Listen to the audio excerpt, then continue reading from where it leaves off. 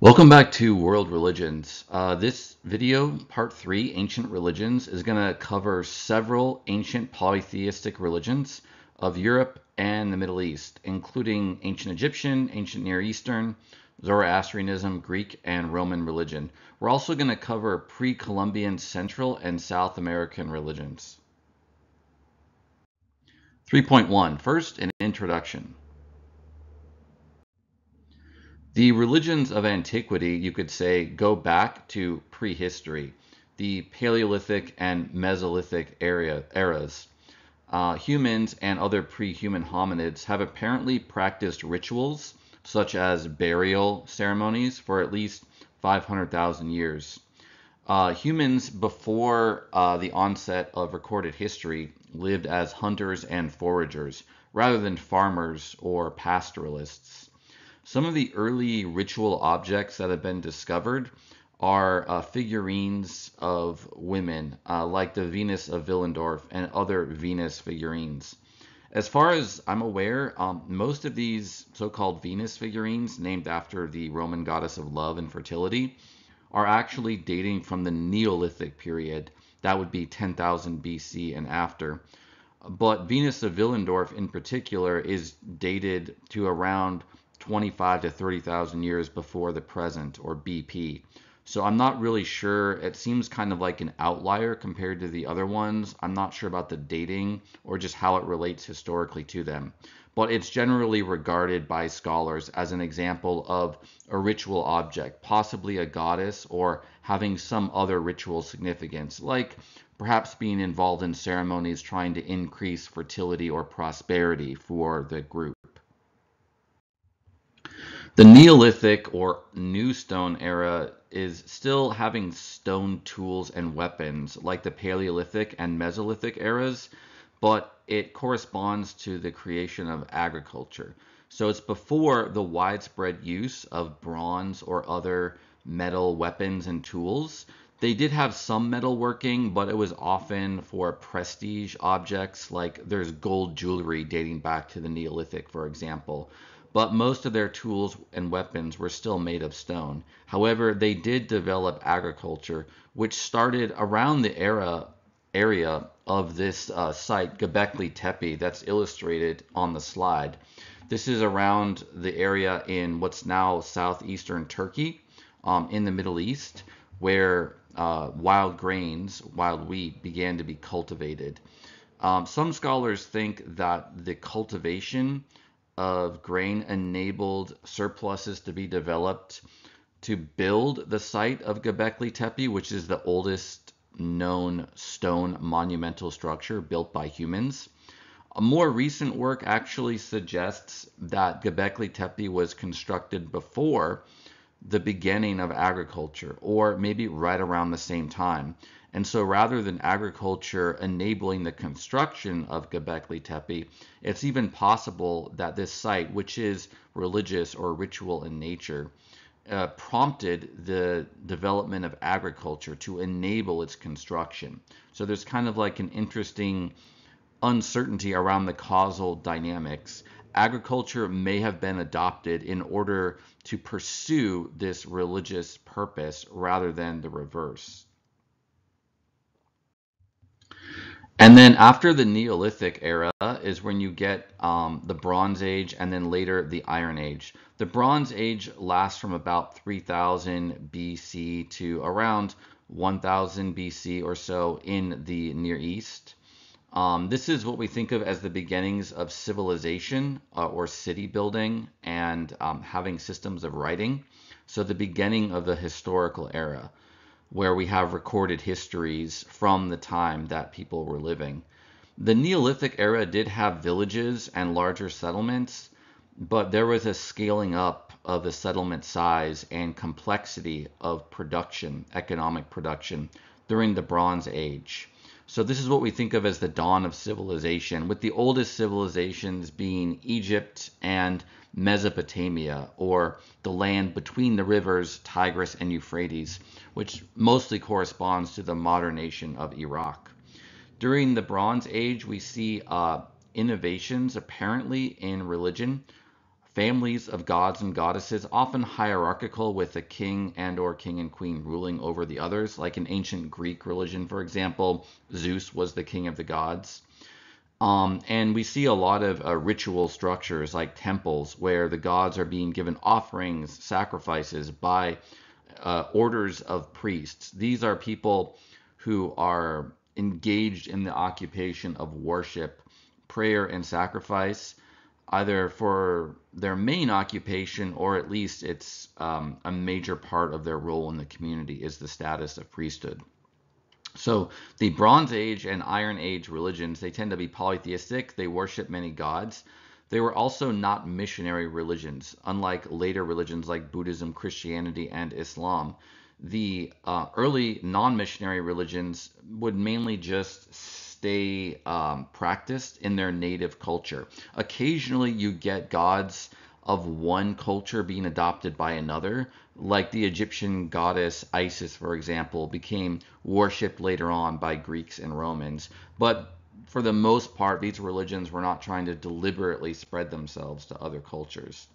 Also, the religions tend to focus on ritual and prayer, hymns of praise, things like that, rather than a kind of personal commitment to or relationship to God. There is a fuzzy boundary around these things, but the later religions like Judaism and then Christianity and Islam, they tend to focus more on the individual believer's inner relationship to God, although it is a matter of degree.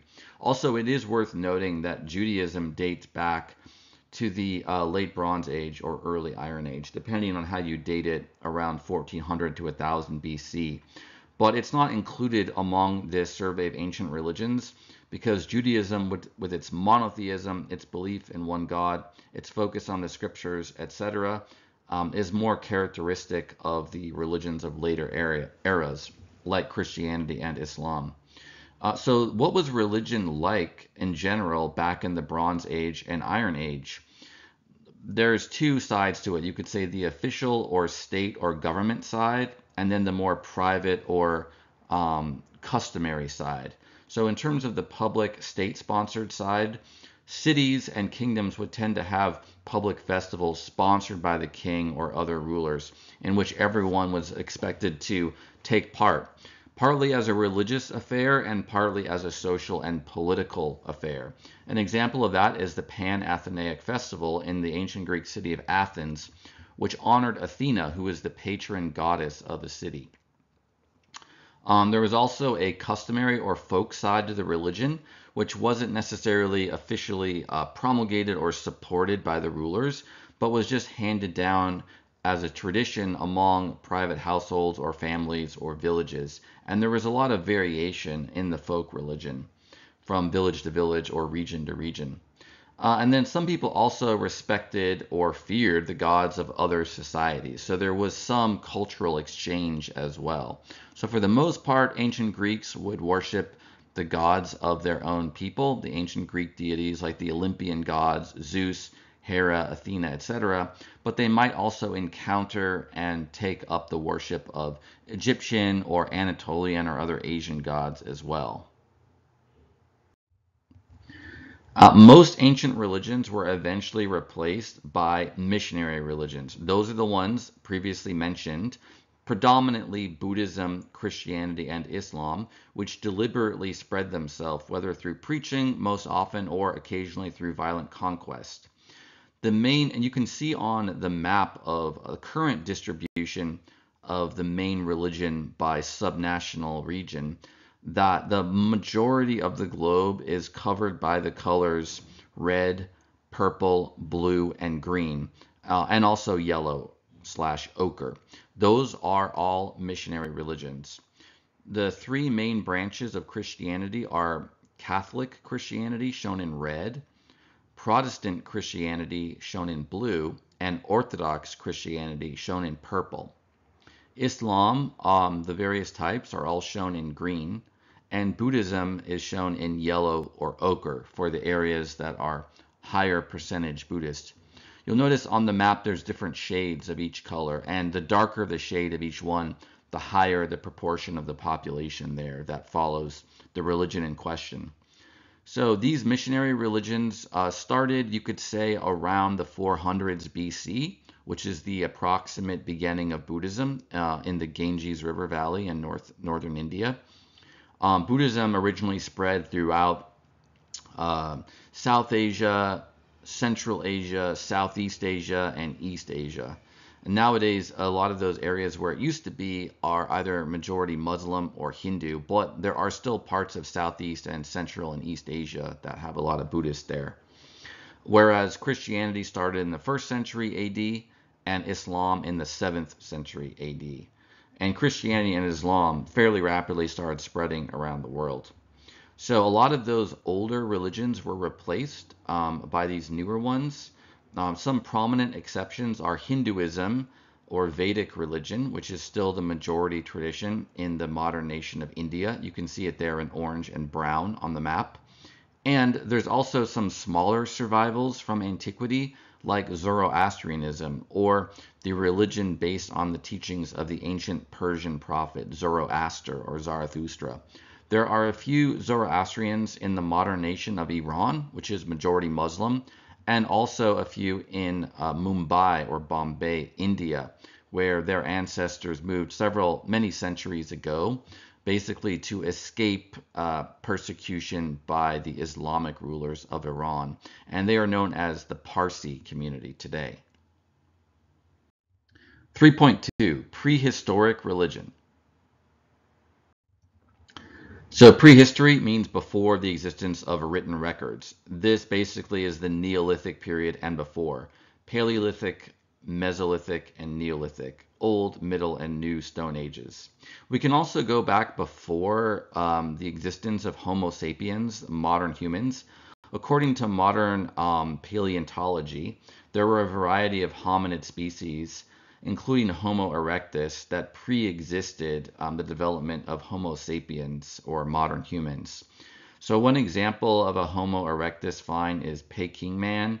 There were skulls dated to 600 to 700,000 years before the present that were found broken.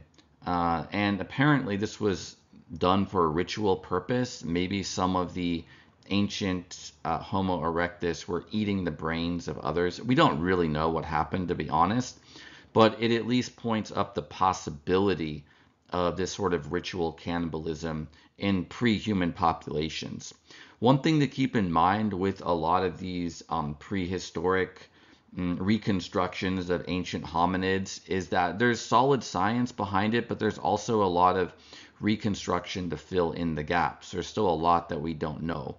One example of that is the picture on the slide of a Peking Man skull. This is actually a reconstruction, and it really varies depending on the find, but oftentimes you won't have a complete skull. There'll be fragments, and so they have to do some speculation to fill in the gaps.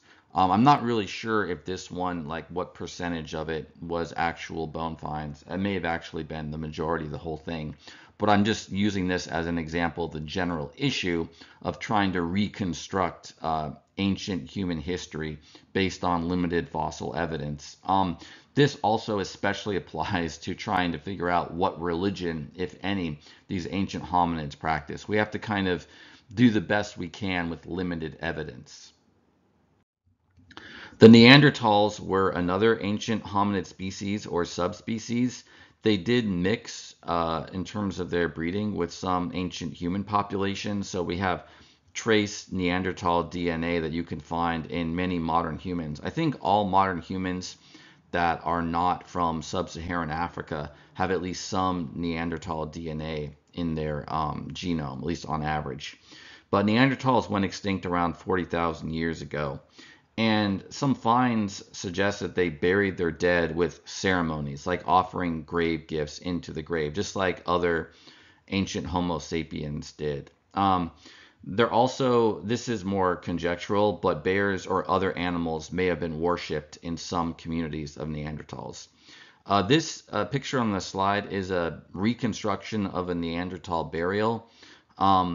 As far as I'm aware, this is not based on conjecture. This was the state of the original find of the grave, but they excavated it and examined it. And so, based on their pictures or recordings of the initial layout, they created this reconstruction to illustrate it for educational purposes. And then with early Homo sapiens themselves, we have burials, for example, in France and Russia that are similar to those of the Neanderthals. Now, we know that the Neanderthals were fairly closely related to Homo sapiens. That's why they were able to breed and have at least some viable offspring. But in the Homo sapiens burials, my understanding is that the grave goods tend to be more elaborate and more clearly ritual in nature, such as valuables buried with the bodies, as you can see here from a Paleolithic era burial from Sungir, Russia. This one's dated to around 30,500 to 30,000 years BC or before Christ. And then another source of evidence about prehistoric religion or just ritual in general are the various cave paintings that have been found that date back to the Stone Ages. So, for example, in southern France and northern Spain, this would be around the modern Basque region. They may have had a religious function, such as to increase the success of the hunt by painting animals that they were trying to hunt. You can compare this with depictions of animals within more recent societies, like Native North Americans from the Great Plains performed buffalo dances to try to ensure the success of the hunt. So you can see there's conjecture here, there's speculation, but there's at least some evidence of a ritual function of these cave paintings. And then lastly, in terms of prehistorical finds, we have various stone figurines. As I mentioned previously, Venus of Willendorf is a very early one, dated to around 25 to 30,000 years before the present, or BP, whereas most of the other ones date to the early Neolithic era, so connected with the beginning of farming. So one thing to keep in mind, this is somewhat speculative, I'm kind of conjecturing here, but the figure is very obese. She has a lot of fat, and it can be difficult to build up large fat stores unless you have a lot of surplus food, which the early farming communities of the Neolithic did. That probably would have been harder to accomplish in the pre-farming communities, which were hunter-foragers, and especially as the large game that ancient humans used to hunt in the like Pleistocene era started to die out. This is maybe also one of the other reasons why they had to go from hunting game, which was becoming smaller and more scarce, to trying to cultivate grains or just domesticated herds of animals. So the Neolithic period is dated from around 10,000 to around 3000 BC. So around the development of farming to the beginning of the Bronze Age period, around 3000 BC. There were human villages. This is mainly in the Near East and the Eastern Mediterranean region. And they used polished stone tools. And they were farming wheat and other grains. This is a modern reconstruction of one of the most well-known early Neolithic villages, which was discovered in Çatalhöyük in modern Turkey. This is how the village would have looked around 7000 BC. So some evidence of ritual practice. They practiced inhumation or burying the dead underground, and that became the norm during the Neolithic period. At Çatalhöyük, small figurines could be left with the deceased, and it's presumed that these were meant to be servants for the deceased in the afterlife. The picture on the slide shows inhumation below a living space in one of the residences in Çatalhöyük. There's also temples or shrines in the Çatalhöyük site. So this is a shrine room reconstruction based on the archaeological finds. And you can see that there were heads of bulls and other vessels and images too. So there's often a prominent place for bulls in ancient, both Neolithic and Bronze Age and Iron Age religion. Partly this is because bulls were often offered up as sacrifices to the gods. And then some of the gods became associated with the bull, probably originally based on the practice of sacrifice. So the sacrifice is of various kinds, but involves offering something of value, like a bull, which is a great source of food and other useful implements, to the god or other being being worshipped. So we see in Çatalhöyük and other Neolithic sites the origin of priests. These are specialists in worship, in sacrifice and prayer. And it's connected to the development of agriculture, which enables greater specialization and division of labor. So in hunter-forager societies, most people are working as hunters or as foragers or both. Everyone has the same occupation, if you will, with the possible exception of shamans, although they tend to also engage in hunting and foraging as well. When you get the cultivation of grain, or also to a certain extent with pastoralism of herd animals like cattle, sheep, and goats, and so on, then you can get the larger surpluses of food, and so people can specialize in other occupations apart from food production, like ceramicists or smiths or things like that. But some of those people could become priests. So another site in Russia has a large altar at the center of a temple and a large clay chair, which was presumably where a priest would sit. That was also a Neolithic era site.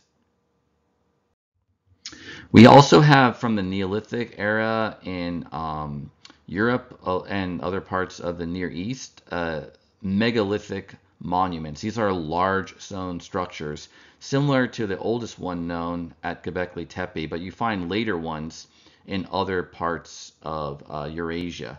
So Stonehenge is a famous one in what's now England. It was built around 3100 BC. So the Neolithic actually came to the British Isles later.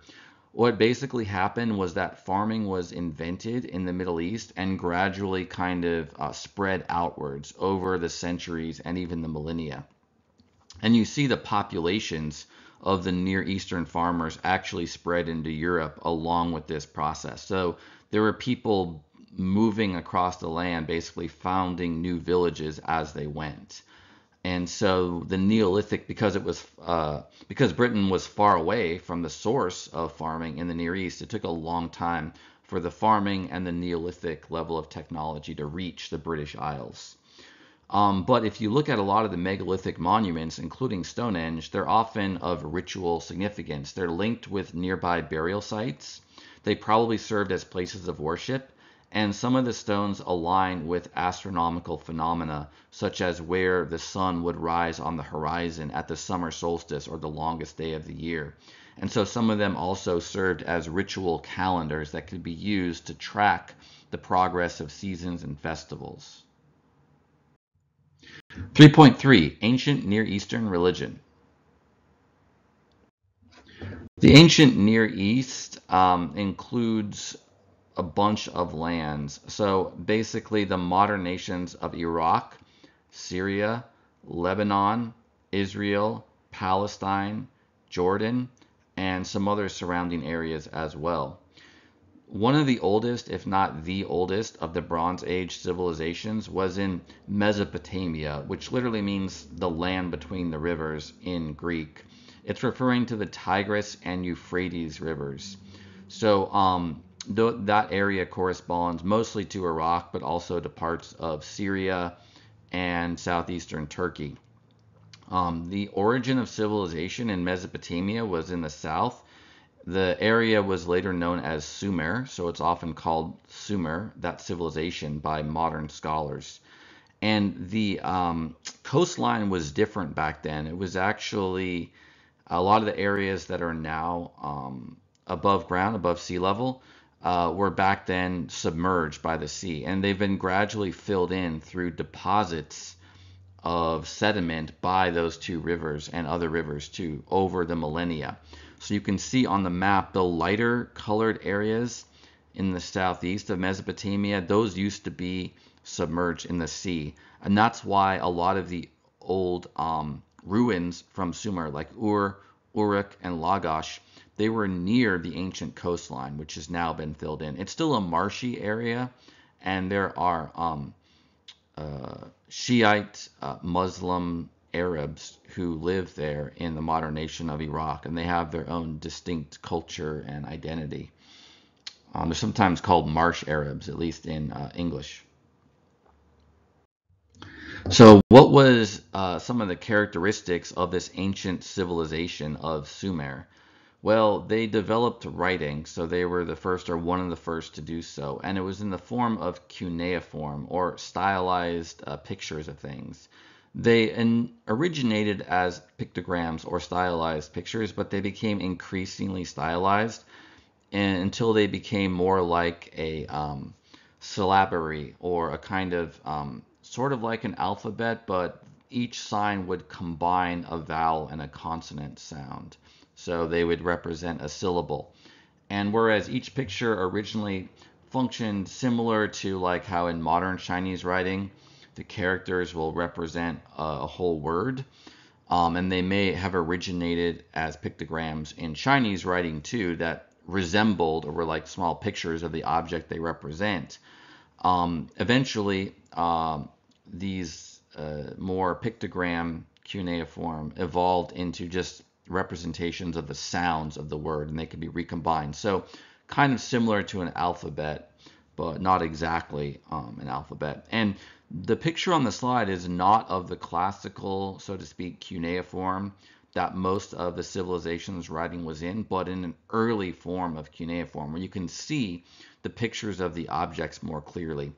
In order to make it faster for the scribes to impress images of the cuneiform symbols on wet clay with a wooden or a reed stylus, they made them more abstract just to make the whole writing process go faster. But you can see the origins of it as actual pictures of things in this example.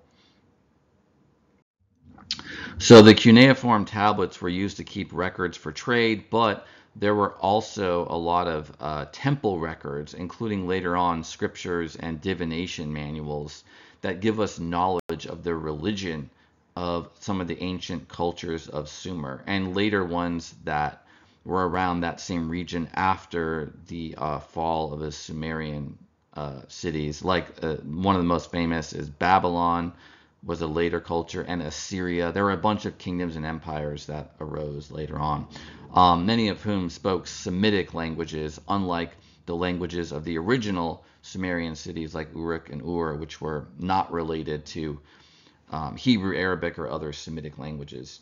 But if you look at those earliest Sumerian cities, like Uruk, Ur, and Lagash, you find temples at the center of the city often. They were in the form of ziggurats or stepped pyramids.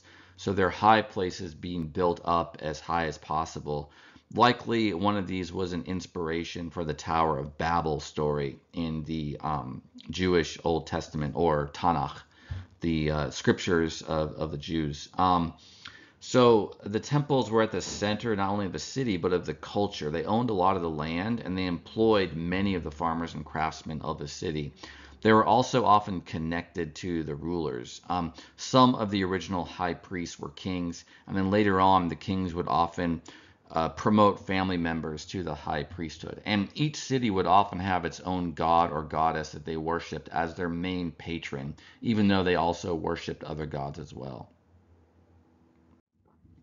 So some of the Sumerian gods and myths, Anu was the original king of the gods, and Inanna was the mother goddess, goddess of fertility. There was also Enki, the god of water, wisdom, craft, and creation, and Enlil, the god of the air, wind, and storms. So Anu and Inanna had two of their main temples in the city of Uruk. And theologians in ancient Sumer determined and recorded the roles of each god. So we actually have lists of the names of the gods and what they were associated with. There were also official poets. These would have been ones at the court of the kings or the priest kings of these ancient cities who told the stories of the gods. And they were originally probably recited set to music, as was done, for example, in later Greece with the poets who recited the Iliad and Odyssey of the poet Homer. So the picture on the slide is an early stone a relief showing the goddess Inanna receiving offerings from a worshiper. Probably someone who was a priest or had ritual significance because he's shown naked and having all of his hair shorn off. This is from the Uruk vase, which dates to around 3200 to 3000 BC. The most famous story from ancient Sumer is the Epic of Gilgamesh. This was preserved and also part of the culture of the Babylonians and later Near Eastern peoples who succeeded the Sumerians. The Epic of Gilgamesh tells the story of the legendary king Gilgamesh, who, if he was historical, lived around 2700 BC. This is a long story, but a lot of it centers around his friendship and comradeship with Enkidu. So they went into battle together. They defeated a beast of the forest, the cedars of Lebanon, for example, a kind of monster of the wilderness, symbolizing. There's different ways of interpreting these, and there's different layers of meaning, but partly symbolizing the conquest of civilization over nature. But then there was a mystical beast called the Bull of Heaven who came down from above that they killed. So they had another triumph, and you can see the beast depicted on the slide. This type of depiction of a heavenly creature is later used in Zoroastrianism and also is similar to some of the descriptions of angels, specifically cherubim, in the Jewish religion, and later it gets carried over to Christianity and Islam as well. So it's similar, for example, to the creature that Muhammad is believed to have ridden to the heavens and back down to earth in his night journey. But anyway, they slay this creature, and then the real problem though happens when Enkidu kind of contemptuously throws up, I think it's the thigh bone of the Bull of Heaven, upwards to heaven, as if to say, we have triumphed, we're better than the gods of heaven. So Enkidu is cursed and he dies. And then this kind of sends Gilgamesh into a deep depression because he's loved his best friend in the world, and he's lost that person that he loved the most. And he basically quests to try to determine if it's possible to bring Enkidu back from the dead, or is it possible for any human to conquer death and to become immortal. And the earlier version of the Epic of Gilgamesh told in Sumeria had a lot of different stories kind of woven together. But later in the Babylonian era, one of the rulers made a kind of standardized version that focused on the quest for immortality specifically. And that's the one that we mainly know and have and study today. So one of the other parts of the Epic of Gilgamesh is where Gilgamesh goes to meet Utnapishtim, who was the sole survivor of an ancient great flood. And he tells Gilgamesh the story of the flood.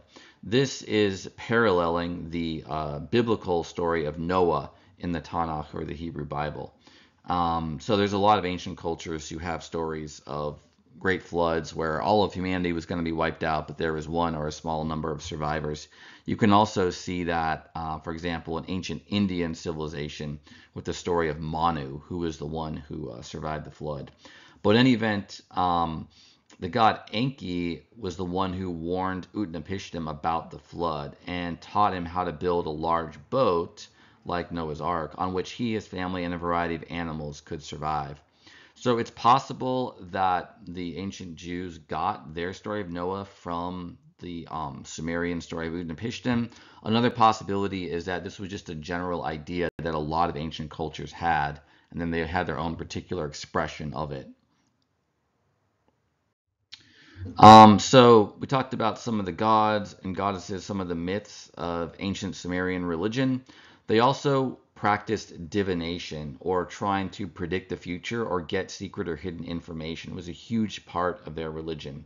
So diviners are priests, or a type of priest whose job is to read omens. This is to try to get information about what will happen or about what is happening now using various methods of divination. So these are some of the methods used in ancient Sumer. They would look at the movements of animals, like the flight of birds. Divination based on the flight of birds is often called augury, although augury can also be used to refer to methods of divination in general. They would look at cracks in a wall, and you might be wondering, well, what does birds flying and cracks in a wall have to do with anything? Divination methods, you could regard them as essentially arbitrary, at least the way they appear to people who don't believe in them. But what they have in common is that there's usually some complex set of essentially randomly generated features that can then be interpreted using some rubric or framework. So from a naturalistic perspective, how cracks form in a wall, or which birds, which kind of birds, how many are flying, where they're flying, etc., is essentially arbitrary or random. And yet it can be used to try to interpret some signal or some omen being sent either by the gods or by the cosmos. Similarly with haruspici, or examination of the liver or entrails of a sacrificed animal, the specific twists and turns and features and texture of these organs is going to be basically random, but they can try to read meaning into it. And then astrology is studying the movements of the stars and planets. Ancient Sumerian religion may have been one of the first to associate planets and stars with gods, although we do have evidence from Neolithic Egypt of this being done as well. But there are 7 planets in classical belief, classical astrology. Classical astrology regards as a planet any heavenly body that moves relative to the others. It doesn't stay in a fixed pattern or arrangement. So all of the constellations are not planets. Those are the fixed stars because they don't move relative to each other. But everything else that does move around is called a planet, or wanderer is what the word means in Greek. So that includes the sun, the moon, and the 5 other visible planets: Mercury, Venus, Mars, Jupiter, and Saturn. Those 7 wanderers were regarded as gods, perhaps because they were moving around as if by self-will. And the fact that there were 7 of them was also used for the basis of the 7-day week, which they had in ancient Sumer, and that was either the source of the ancient Jewish custom of a 7-day week, or perhaps they independently developed those customs based on the astrology.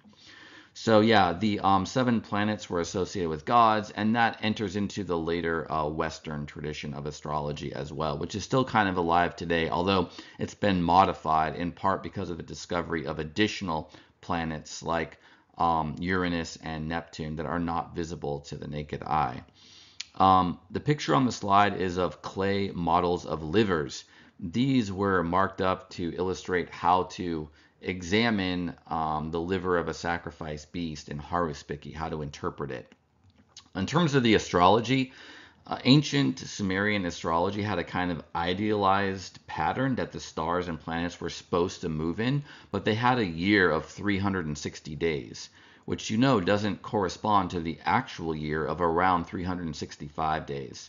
So partly the way the astrological omens worked is that the variation or gap between the actually observed celestial phenomena and the idealized pattern that they proposed was interpreted as a good or a bad omen based on how much of a gap there was between the idealized heavenly astrological patterns and how the stars and planets were actually moving. 3.4 Ancient Egyptian Religion. Ancient Egyptian civilization began in the lower Nile Valley around 3100 BC with the development of writing, an early form of hieroglyphics, and centralized government. The religion was sponsored in large part by the state, by the ruler. So the ruler would give money and other support to temples and priests to worship the gods there. The religion was polytheistic, and people worshiped a variety of gods based on their current needs. This can be compared to the veneration of different saints in Catholic and Orthodox Christianity, depending on the need of the person. For example, you might ask for the prayers of one saint based on your occupation and which saint is the patron saint of that occupation. Now, it should be borne in mind that in Catholic and Orthodox Christianity, they don't actually worship the saints because they don't give offerings or sacrifice to them. They just kind of ask for their prayers, much as you might ask like another person to pray for you. But the idea of going to a particular holy being based on what they're associated with, what they're regarded as having authority over, that is the pattern of these ancient forms of polytheistic religion. You can still see it today in Hinduism, which is a polytheistic religion where they worship many gods and goddesses, and each god will be associated with a particular type of problem. Like, for example, Ganesha is the god of overcoming obstacles. So you might pray to Ganesha or offer a sacrifice in order to get Ganesha's support to overcome a problem in your life. Or you might go to Saraswati, the goddess of learning, if you need to study for an exam. In ancient Egypt, a big part of their religious ideology was Ma'at, or righteousness. So this refers to a cosmic order that was maintained by the gods and that the rulers and everyone else was expected to promote and uphold. You'll notice on the map that there's two main regions of Egypt marked, Lower Egypt and Upper Egypt. Lower Egypt was lower in elevation, closer to sea level, because it's where the Nile River is about to meet the Mediterranean. Upper Egypt was higher, and that's why it was called Upper Egypt in terms of elevation. The Egyptian gods are generally theriomorphic, at least in part.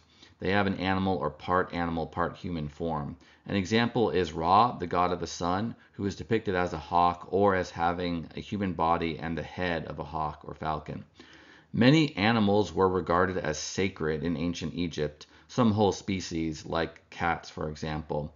Individual animals could also be regarded as incarnations of a god, like the bull of Apis, who'd be very carefully cared for at the temple before being sacrificed. And in some periods of ancient Egypt, animals could also be mummified, having their bodies preserved, including baboons, crocodiles, ibises, cats, and dogs. Each of these would be associated with a different god. Like, for example, Bast was the goddess of cats. You can see in the picture on the slide, Ra on the left with a solar disk above him, and those flower-looking things emanating from the sun. I believe that's like divine light reaching the worshiper. So that's one of the indications of the illumination and kind of the emanation of this divine energy from the sun that you'll see in ancient Egyptian art. So there were a lot of gods and goddesses worshipped in ancient Egypt. Some of them are on the slide. Amun was the king of the gods, although in different periods of Egyptian history and among some of the different pharaohs, different gods were proposed as kingly or royal, ruling over the others. That switching around which god was regarded as the top of the hierarchy had also happened, by the way, in ancient Sumerian and Babylonian religion. Anubis was the god of death and the dead and the underworld, the land of the dead, and also of funerary rites and graves. A lot of Egyptian religion was focused on rituals for the dead to help them in the afterlife, which started primarily focused on the pharaoh or the king of ancient Egypt, but gradually expanded to other social classes as well. Aten, his name means disc. He was the sun god of the pharaoh Akhenaten, who tried to promote him as the primary deity who should be worshipped above the others, or maybe even exclusively apart from the others. The exact theology of Akhenaten is disputed by modern scholars.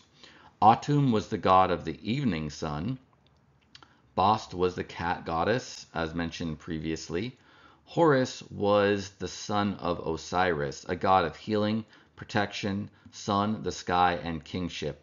So later pharaohs associated themselves with the god Horus as being kind of like an incarnation of Horus when they were alive and ruling as a king. So Horus's parents were Isis and Osiris. Isis was the wife of Osiris, goddess of motherhood, kingship, magic, and the sky. Osiris was the god of death and immortality. He was also associated with fertility because he died and rose again, just as the land would in the dry season become barren. But then when the wet season came, the Nile flooded, and the flooding waters were used to fill irrigation channels that were carved coming out of the Nile. that water was able to give life to the crops, and there could be greenery and growth along the Nile once more, including growing wheat and other crops. And so that was kind of connected to the later myth of Osiris. He was killed by the evil god Set, but his wife Isis helped revive him, and posthumously he fathered a Horus. And then he did go down to live in the land of the dead, essentially, where he serves as judge, but he's still regarded as having been resurrected in some sense. So he's an icon of immortality. Ra was the god of the noonday sun with the falcon head. He was one of the most important gods of the ancient Egyptian religion as well. Shu and Tefnut were gods associated with the earlier creation. Shu was god of the air, and Tefnut was the goddess of the sky and the stars. And then Thoth, or Tot, was the god of the scribes, also very important because a lot of the priests and scribes who wrote down all the scriptures, the myths, the various priestly manuals were a part of the scribe class. So of course they would emphasize their patron deity. The picture on the slide shows Osiris on the left, Anubis, the jackal-headed god of death, in the center, and Horus, the son of Osiris, on the right. So you can see Horus wearing a kind of crown that symbolizes the kingship of Egypt. Osiris has green skin. It's often interpreted as being connected with vegetation and life and new growth. The jackal head of Anubis, my understanding is that's because jackals would often scavenge the bodies of dead animals or humans. So that's why they would be associated with death specifically. So kings theoretically performed all the religious ceremonies or the religious ceremonies at the major temples in ancient Egypt. The ceremonies in reality were performed by priests, but they were doing so on behalf of the king. So it's this idea that the king is the main patron of the sacrifices and offerings to the gods. The priests had considerable power in ancient Egypt. For example, when Akhenaten, the pharaoh, a bust of whom is shown in the slide on the right, tried to reform the ancient Egyptian religion to have it focused on the god Aten, his reform was actually overthrown by priests of the other gods who opposed it. So even the pharaoh couldn't fully supplant or overturn the spiritual authority of the priests. So as mentioned previously, Akhenaten tried to expand the cult of Aten. He created a new capital with the temple to Aten. It's sometimes argued that he was trying to create a new monotheistic religion where only Aten was believed in and worshipped, or possibly monolatrous religion or monolatry, which means worshiping only one god even though you believe in others. It's also possible he did believe in other gods and he just wanted to make Aten the primary deity based on his own religious beliefs. The reform didn't take. Amun and Ra went back to being the main gods after Akhenaten, but it shows you how kings would interact with the theology and the religion, and there was change in ancient Egyptian religion over the various dynasties. Ancient Egyptian temples were relatively plain on the outside, but elaborately decorated with paintings and hieroglyphs or sacred writing on the inside. The inner decoration can be thought of as reflecting the importance of the rituals that took place within. So the picture on the right is from a later Egyptian temple from the 4th to the 1st centuries BC, but it was done in a traditional style. It's the Temple of Isis at Philae. And you can see on the left side these large pylons which surrounded the gateway to the outer court. And then on the right, which is to the back of the temple, is where there was the inner sanctuary. By the way, that same general pattern of an outer court, an inner court, and an inner sanctuary within a larger temple, you also see that pattern in the ancient temple of the Jews. And it's possible they based that on ancient Egyptian temples that they may have been acquainted with. On the left, the picture is a relief from the sanctuary of the Khonsu temple, which is part of the larger temple complex at Karnak. So ancient Egypt had several creation myths. This is fairly common in ancient religions. where they didn't have an official orthodox theology or other doctrines like a cosmogony or theory of the origin of the world. There could be local variation and variation over time.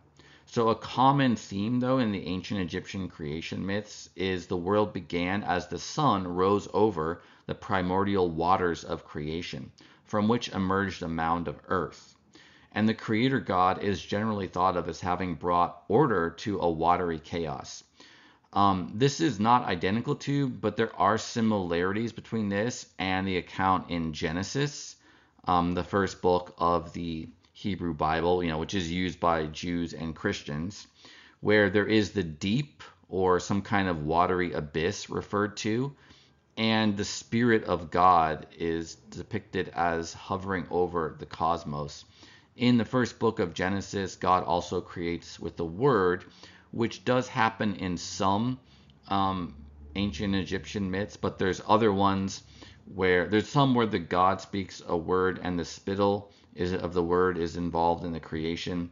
There's other ones involving actually masturbation, where it's kind of this idea of the creator God having this autoerotic power of being both male and symbolically female and allowed to generate. So there's a lot of diversity and variety, and some of them seem, kind of strange or exotic, you might say, from the modern perspective. The image on the slide is connected to the creation. It's showing the sun rising over the waters of creation. So the creator gods, varied based on the story. Atum was the god of the evening sun. In one account of the creation, he created himself, then the gods Shu and Tefnut, who in turn procreated the rest of the gods through ordinary sexual reproduction. In another version, Ra, the god of the noonday sun, created the whole world by himself. So the afterlife was very important in ancient Egyptian religion. This is connected to the Osiris myth referred to earlier. Osiris was murdered by his brother Set, restored by his wife Isis, who also, you might say somewhat bizarrely, engaged in intercourse with his dead body, I guess technically necrophilia, and was able to posthumously sire Osiris' son Horus. But yeah, Isis was basically instrumental in retrieving Osiris from the land of the dead and helping him resurrect or become quasi-resurrected and immortal. You can see on the image on the right, Anubis, the jackal-headed god of the dead, weighing the heart of a deceased person, Hunefer in this case, and he's weighing it on the scale of Ma'at, or righteousness, against the feather of truth. So the feather of truth is basically the symbol of righteousness, and if your heart is lighter than the feather of truth, you're accounted as righteous because you don't have sins weighing you down, and you're allowed to have an afterlife. Otherwise, you have death or torment. And Thoth, or Tot, the god of scribes, is recording the result on the right. So the earliest tombs from ancient Egypt contain food and other items that were intended to help the deceased. Food, tools, weapons, and scrolls containing ritual incantations were left in the tombs to aid the deceased. The ritual incantations were intended to allow the soul of the deceased to navigate the kind of complex journey to the afterlife. The journey to the afterlife was regarded as difficult. There were obstacles and demons blocking the route. Mummification, or various techniques to preserve the body, was performed so that the soul could continue to use the body as a kind of home base as it made its journey to the other side. And as indicated in the picture, the soul would be judged in accordance with the standard of righteousness. 3.5. Zoroastrianism. Zarathustra, which was the Persian way of saying his name, or Zoroaster in Greek, was a prophet from ancient Persia, which corresponds to the modern nation of Iran. He may have lived around 1200 BC, but there's a lot of uncertainty surrounding his dates. I think most scholars do believe that Zarathustra was a historical person rather than legendary, but the dates assigned to him are anywhere from 1500 to 500 BC. A date of around 1200 BC would put him around the time or a couple centuries after the time of the ancient Jewish prophet Moses.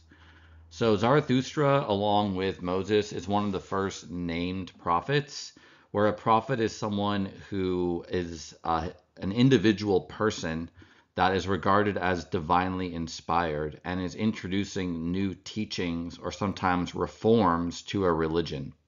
According to the stories of Zarathustra, he had a series of visions which began around the age of 30, and they included new theological ideas, new ways of worship. Prophetic religion can be distinguished from customary religions. Those are involving customs passed down through the generation, but for which each ritual or belief doesn't have a specific prophet as a named source or inventor or person to whom the teaching or the practice was revealed. So you can include among customary religions all of the early forms of animism and polytheism, including most other ancient religions. So Zarathustra, his main innovation was monotheism. So he believed that there's only one supreme God, Ahura Mazda, and that's the only God that you should worship. Zoroastrianism is the name usually given in English for the religion that Zarathustra founded, and it's still practiced today by a few people in Iran and also by an ethnic group in India, Mumbai, who are called Parsis. And they're descended from Persians or Parsis who fled Persia with their religion after Persia was conquered by Islam early in the history of the caliphate. The picture on the slide is from a 19th century depiction of the prophet Zarathustra, so it has some modern features in it, you might say, as well.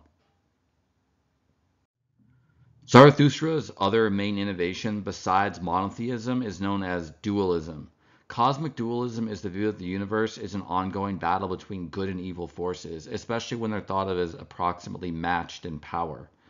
The good being Zarathustra called Ahura Mazda, later known in a later version of Persian as Ormuzd.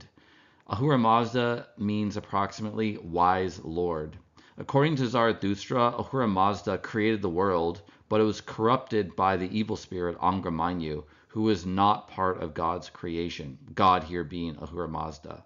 The word Ahura from Persian refers to a type of good spirit or divine being in Zoroastrianism. The evil being is known as Angra Mainyu, or evil mind, evil thought, later referred to as Ahriman. Angra Mainyu is an example of a deva, or an evil spirit. Now these words Ahura and deva are interesting in part because they correspond to words in Sanskrit, the language of the original scriptures of Hinduism. So the ancient Persians were related culturally to the ancient Indians who created or historically are the source of Hinduism.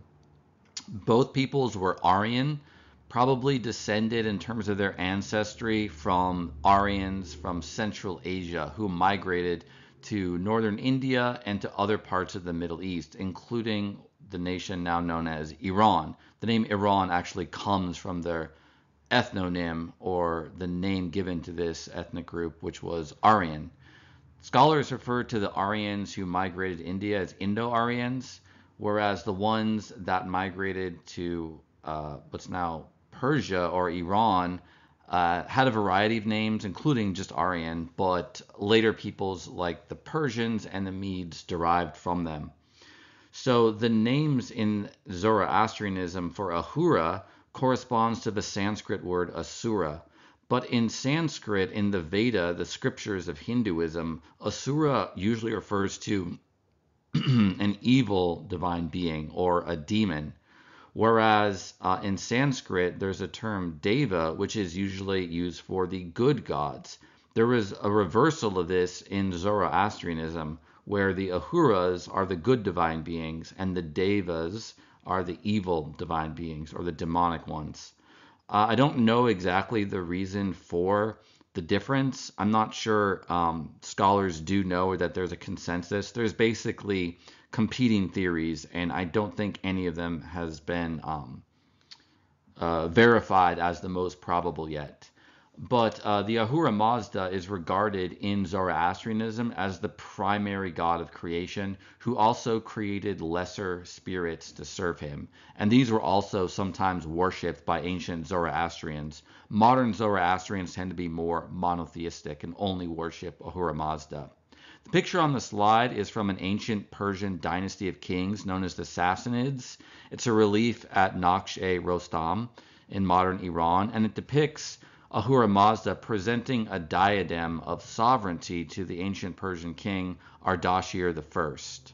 So you can see this idea that many of the ancient Persian kings were Zoroastrians who worshipped Ahura Mazda. Another big belief in Zoroastrianism is human free will. Ahura Mazda created humans to help him in the divine struggle against Angra Mainyu. And according to Zarathustra, humans have a duty to farm, that is to make a living from the land, to create food, and to have a family, and to assist in maintaining and expanding the creation of Ahura Mazda. So this idea of having a family relates to the fact that in Zoroastrianism, the priests are not celibate. They do have families just like the non-priests. They don't have celibate clergy or other types of renunciates like monks or hermits. So Zarathustra also believed in free will, so he thought that every human has the power of choice or agency, and they have a choice in the broad context between good and evil. So everyone has the free will to decide whether they will follow Ahura Mazda or Angra Mainyu. And one way of thinking about this, and maybe somewhat contrasting it with other ancient religions to a certain extent, is that in Zoroastrianism, there is more of an emphasis on the individual person and their relationship to God. So this idea of each individual must make the choice for themselves, rather than a communal or collective bargain, contract, or covenant with the divine. The picture on the slide is known as a Fravashi.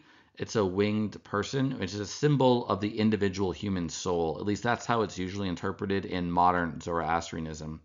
Other images and icons associated with the religion include depictions of angelic beings, similar to the bull of heaven that we saw previously from ancient Sumerian religion. The view of Zarathustra of the afterlife is that each person will face divine judgment by Ahura Mazda. Those who were righteous, who had good thoughts, words, and deeds, at least those that outweighed their evil ones, are bound for heaven or paradise. Whereas those whose evil thoughts, words, and deeds outweighed the good are bound for hell or a place of punishment. So this is another major theme in the new religion founded by Zarathustra, is that it features a very clearly defined afterlife that incorporates two separate ends based on divine judgment. So the picture on the slide is from a much later Zoroastrian manuscript, much later than the time of Zarathustra himself, where a dead soul is being judged by weighing their good deeds against their evil deeds. You'll notice the idea of the scales and that iconography is similar to ancient Egyptian art as well. The priests of Zoroastrianism historically were the Magi, which was apparently a tribe or a caste of people in ancient Persia who had this inherited role of being priests, similar perhaps to the Levite tribe of ancient Israel. So many of the ceremonies of Zoroastrianism focus on a sacred fire or hearth. Offerings are placed into the fire. That broad pattern is similar to ancient Hinduism or Vedic religion, where the key ceremonies involve giving offerings to the fire and the fire takes it to the gods. Difference is that the theology of Zarathustra was strictly monotheistic. So in general, it's Ahura Mazda who's being honored by the fire. There is also a custom in Zoroastrianism of keeping a fire burning constantly in a temple, known as the eternal fire or eternal flame. This is similar to the custom of ancient Roman religion, specifically the temple of Vesta, the goddess of the hearth, in the city of Rome. They would always keep the fire burning. The name Magi might be familiar to some from the story of the three Magi from the Christian Gospel, where these wise men or Magi from the East come to honor and worship the newly born king. Magi had a reputation for being experts on astrology, or we could say the pre-scientific form of astronomy. So that's partly why they're appearing in the Christian gospel, because they have some kind of astronomical or astrological sign that they're interpreting as heralding the birth of a new king of the world. And partly what's going on there is that the Magi, especially when the Persian Empire conquered Babylon, the area formerly known as Sumer or Sumeria, they inherited the astrological lore of the Babylonian priests, who in turn had inherited it from the ancient Sumerians. So this is the basis of ancient astronomy and astrology. A lot of it was based on the teachings and texts of the Magi. The picture on the slide is of a stone urn that depicts Magi on the sides attending a sacred fire. You can see the fire in the center, and it's flanked by Magi who are wearing ritual vestments and have ritual implements, including they have a mask covering their face. Zoroastrian temples traditionally would all maintain the sacred fire, and they also have ceremonies using water to purify. The picture on the left is of the fire temple of Yazd in Iran, which is one of the main Zoroastrian temples there. And the picture on the right is of the eternal flame. So the Achaemenid dynasty was an ancient Persian dynasty that made Zoroastrianism the official state religion. There were other religions still practiced in the empire, even among other Persians. But this is when Zoroastrianism, you could say, was at its height historically, because it had the patronage of the Persian emperors, who the Achaemenids created the largest empire the world had ever known up to that time. When the king of kings, as he was known, traveled throughout the empire, Magi would attend the entourage of the king as chaplains, and this helped spread the teachings of Zoroastrianism through the missionary work, you could say, of the Magi.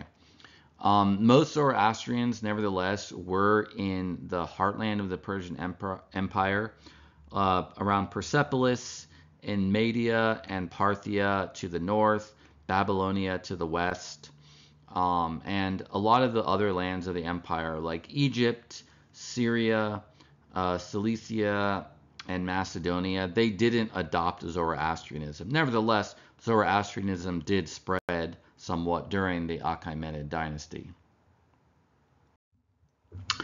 Zoroastrianism came into decline when the later Persian Empire, the Sasanian, was conquered by the Muslim Caliphate, specifically the first or Rashidun Caliphate, the Caliphate of the rightly guided caliphs. So Islam was able to conquer and dominate Persia around the years 632 to 654 AD. Zoroastrianism did survive, but it declined. A lot of people converted to Islam, and it quickly became a minority religion.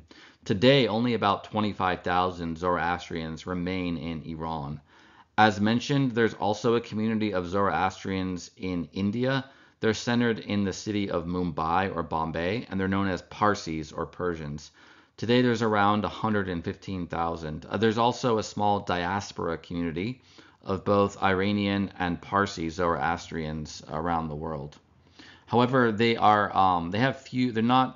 Parsis do not allow people to convert to their religion because of an ancient custom, and they practice endogamy. They only marry other Parsis. So those are some of the reasons that the religion is kind of gradually declining in numbers.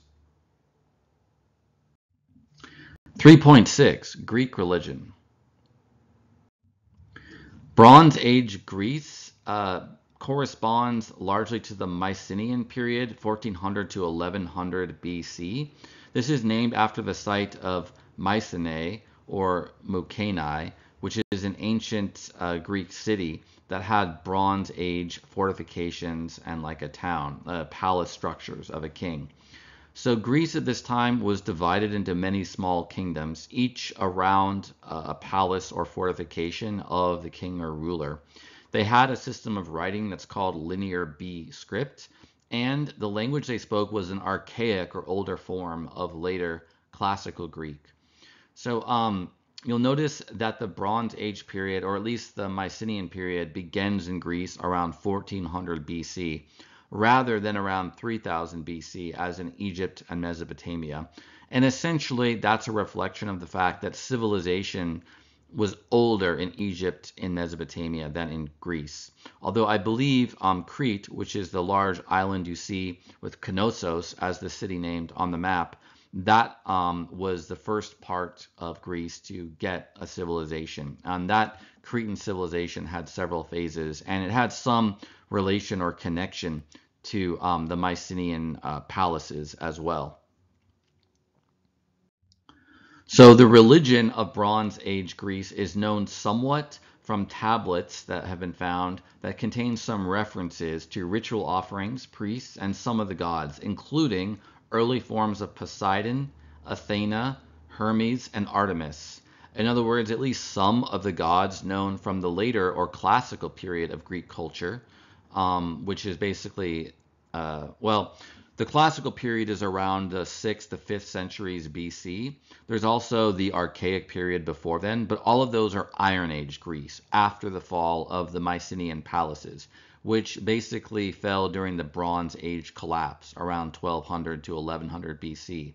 The collapse was so bad that they even lost the art of writing, and when writing reappeared centuries later, it was with an entirely different alphabet, adapted from that of the Phoenicians.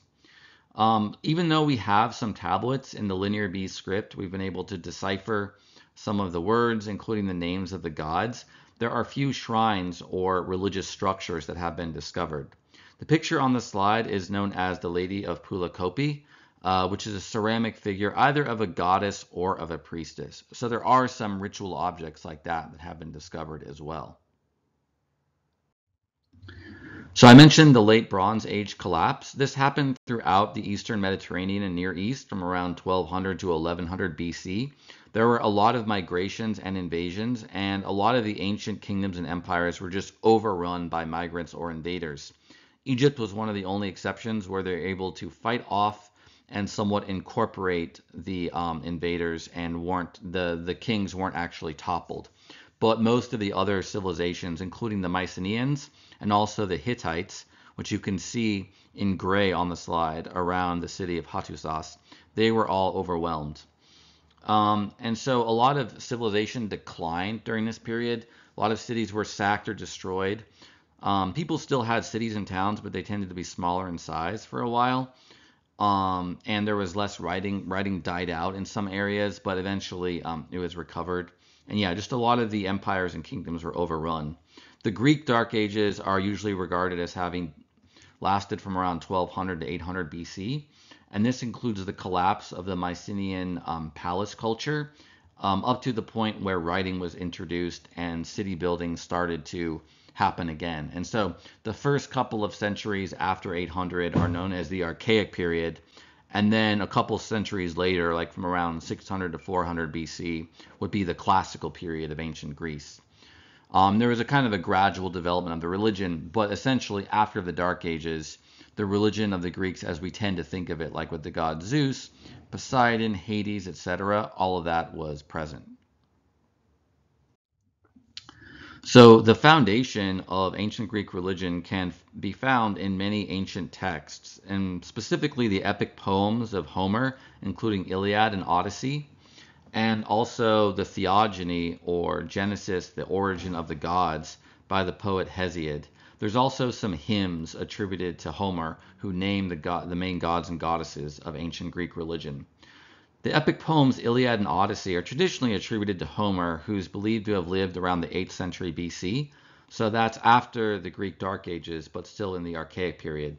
The stories are set during and after the Trojan War, which is thought to have taken place, if it was historical, in the 13th to 12th centuries BC, i.e. around the period of the Bronze Age collapse.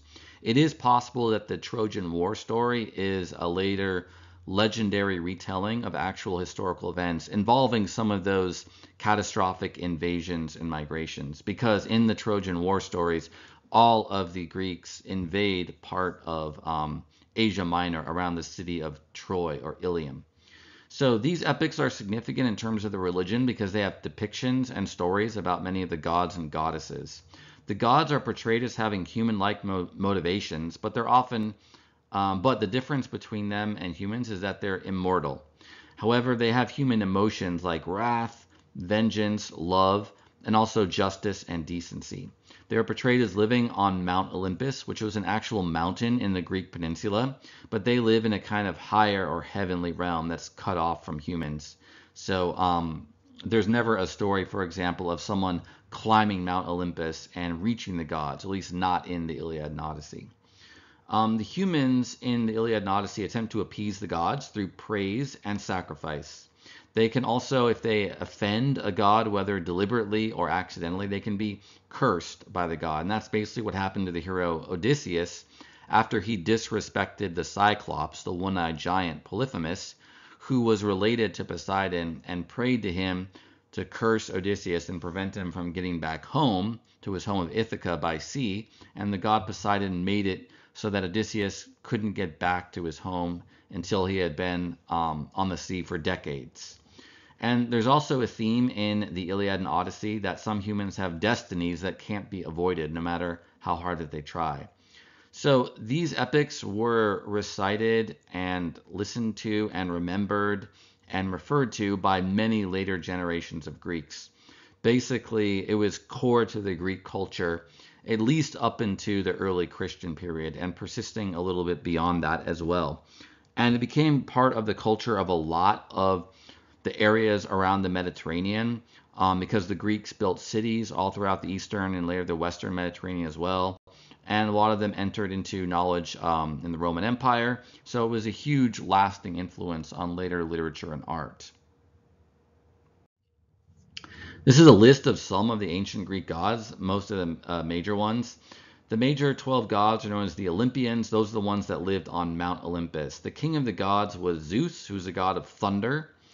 Hera was his wife. She was the queen of the gods and the goddess of motherhood and childbirth. So Poseidon was a brother of Zeus, whereas Zeus was given sovereignty over the surface world, the land, the dry land. Poseidon was given sovereignty over the sea. He was also the god of earthquakes and horses. Demeter was the goddess of grain. Her daughter Persephone was abducted by Hades, the god of the dead, and taken to the underworld. Her daughter became a goddess both of fertility and also death. And the story is that Demeter was so distraught and sad that her daughter was abducted that she searched all over the world, tried to find her. Eventually, she was discovered to be in Hades, the underworld, the land of the dead. And Zeus made a ruling, a judgment that allowed Demeter to be back with her mother for half of the year, but the rest of the year she would have to spend with her husband, Hades, who had abducted her and kind of like forced her into marriage. And the story of the Greeks is that when Persephone was back with her mother Demeter, the land would be fertile. This was actually during the wet season, because Greece has a dry climate. So the wet season when things grow is winter. And when Persephone is away from her mother, everything dies and shrivels up because her mother is grieving. And that is the dry season or summer. Athena is the goddess of wisdom, craft, including weaving, and war. And she was the patron goddess of Athens, one of the most important Greek cities during the classical era. It was a center of trade and philosophy and art. Aphrodite was the goddess of love and beauty. Ares was the god of war. Hephaestus, the god of smiths. Apollo, the god of archery, music, prophecy, and later the sun. Artemis, goddess of hunting and the moon. Apollo and Artemis were twin siblings. Hermes was the messenger of the gods. He was also regarded as a guide of the dead to the afterlife. And Dionysus was the god of wine and revelry. Hades, as mentioned, was the god of the dead and also of the underworld. And he was another brother of Zeus and Poseidon.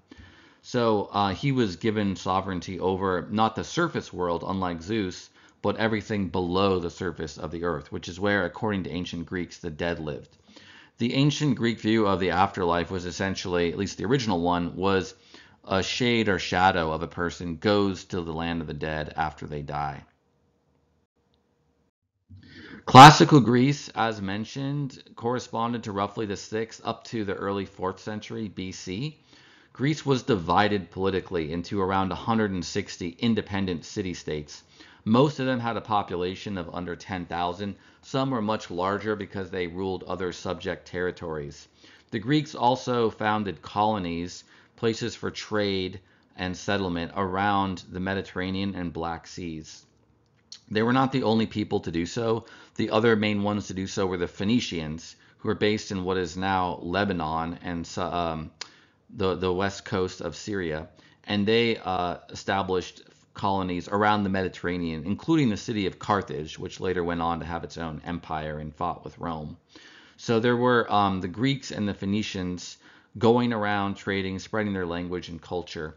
But this is one of the ways that Greek religion spread to other parts of the Mediterranean and the Near East. Greek temples, there'd be multiple in each of the cities. Some of the temples also acted as treasuries for the government because they were central repositories of offerings, and the priests were literate. They could keep records of the finances of the government. And they were also sacred places, so they'd be less likely to be stolen from or pilfered.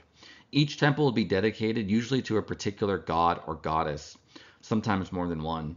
There were three main orders of temple architecture: Doric, Ionic, and Corinthian, essentially in increasing order of elaborateness of decoration, with Doric columns being the most simple and geometric, Corinthian columns the most ornate and organic. The rituals of the temples would focus on offerings to the gods, including libations or liquid offerings, such as of wine, and also of animal sacrifice. There also could be offerings of grain or other things. Much of what we know about the religion is from vase paintings. You can see one on the right that have scenes from temples, usually depicting an altar, that's the stone or brick structure you can see on the right, and sacrifice. You can see a bull being led to the sacrifice before a statue of Athena in this image.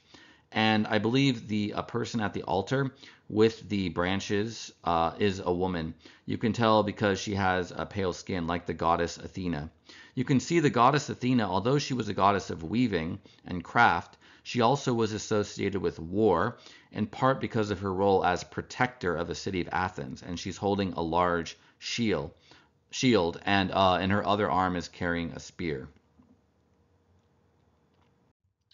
The Hellenistic period dates from the middle to the late 4th century BC, all the way up to the 1st century BC, so around 323 to 31 BC. The date 323 is so specific because it's the death of Alexander the Great, and 31 BC, I believe, is when the successor states of the empire of Alexander had all been conquered by the Roman Empire by that time. So ending the Hellenistic period. Hellenistic is named after Hellas, which is an ancient name for Greece. And it's named after the fact that Alexander the Great, who was not Greek, he was from Macedon, a related culture to the north of Greece. He created a large empire, first by conquering the Greek cities to his south and east, and later conquering most of the Persian Empire, which included Asia Minor or Anatolia, what's now known as Turkey, Egypt, Syria, Palestine or Israel, Lebanon, Mesopotamia, the Persian heartlands, and even parts of India and Central Asia, as you can see on the map.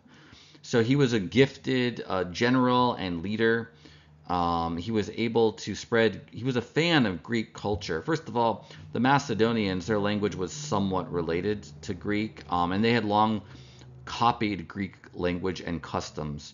And he was an admirer of Greek culture. And many of the soldiers who fought for him were from the Greek cities. So he was able to take Greek craftsmen and settlers with them and founded cities where there were Greek-speaking communities all around the Middle East and parts of Asia. This spread Greek religion and culture with him. What ended up happening is that oftentimes in many of the cities, there'd be syncretism or combining of Greek customs and religion with that of other cultures, such as Greek Persian, Greek Egyptian, and even Greek Buddhist syncretism. The Greek Buddhist syncretism happened in India and what's now Afghanistan in the ancient kingdom of Gandhara, which, after the death of Alexander the Great, a Greek speaking dynasty of kings established itself there. This empire of Alexander did not survive in united form after the death of Alexander. Rather, it was divided up among his chief generals, who founded dynasties such as the Ptolemies in Egypt and the Seleucids in the Middle East. 3.7 Roman religion. The Roman Republic was one of the states of ancient Italy. You can see on the map, Italy in 400 BC was politically divided. These divisions shown here are not wholly political. Some of them are cultural, like the Celts and the Etruscans, and they had additional internal political divisions. So the legendary history of Rome has it that they originally were ruled by kings, but the Roman Republic was established after the last king of Rome, Tarquin the Proud, was overthrown. And the rulers of Rome was a body known as the Senate or Council of Elders, senatores in Latin, the language of Rome. Latin was spoken not just by people in the city of Rome, but by other related peoples on the west coast of Italy there, in the region known as Latium, or the Latin-speaking region. But Rome ended up dominating Latium and then eventually was able to conquer the rest of Italy and later most of the area around the Mediterranean. Partly why they were able to spread is because they had a high sense of cohesion and solidarity, and partly they had to develop that discipline and culture of honor and service because they were constantly being attacked, lying on the cultural border as they did between the Etruscans to the north and the various Latin and Italic speaking peoples to the south. There were also, as you can see on the map, large areas of Greek colonists in the Isle of Sicily and in parts of southern Italy as well, in the so-called Boot. So after several centuries, the Roman Republic started to get less politically stable. They had conflicts. They were conquering other parts of the Mediterranean, and the political instability of the Republican form of government, in part, was the trigger for the development of the imperial system of government, or the Roman Empire. The form of the Republic remained. There was still a Senate, but there emerged a new figure called the Imperator, who was the holder of the imperium or authority. And this was basically like a permanent dictator that governed all the lands of the Roman Empire. So previously there had been a position of imperator, but it was someone who would have been temporarily assigned the sovereignty by the Senate in like an emergency situation, for example. But with the imperial system of government, there was always an imperator who would usually also hold a position known as the consulship, and they would have a more centralized form of government ruling over the diverse lands that had been originally conquered under the Roman Republic. This system of government lasted for several centuries. It broke down in the western half of the Roman Empire around the 400s AD, when the Roman lands were invaded by Germanic tribes and carved up into successor states. The Roman Empire lasted in the East up until the 1400s AD.